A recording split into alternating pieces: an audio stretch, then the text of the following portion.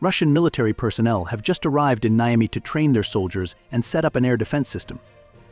Russia has been trying to build stronger ties with several African nations currently ruled by military juntas.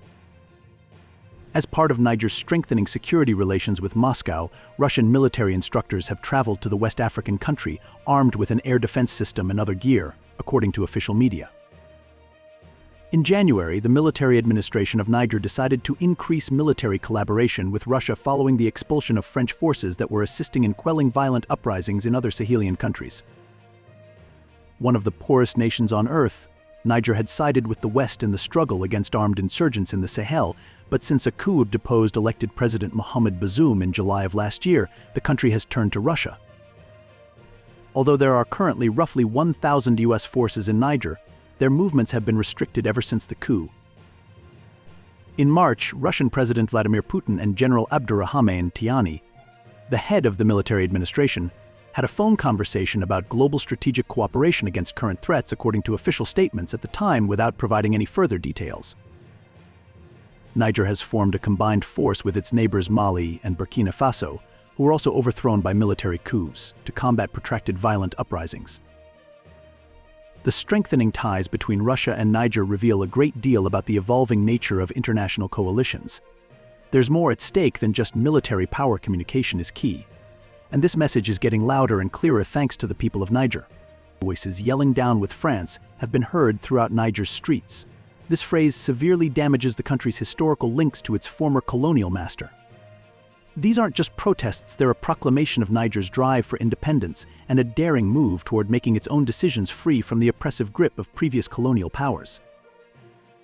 Niger's relationship with the economic community of West African states has definitely been strained by its recent actions, which include forging closer connections with Russia and ejecting Western military. Following the coup that deposed President Mohamed Bazoum in July 2023, the Economic Community of West African States (ECOWAS) promptly denounced the military coup and called for the reinstatement of constitutional law.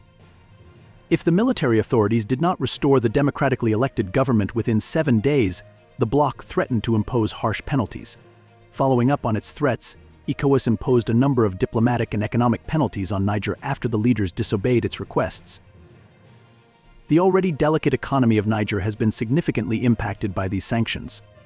Supply networks have been thrown off balance, making it more difficult to get necessities like commodities and services through trade restrictions and border closures with neighboring ECOWAS nations.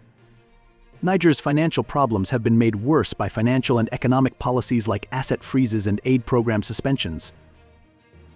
The military government of Niger has attempted to ally itself more closely with Russia and other non-Western allies in reaction to these punitive actions.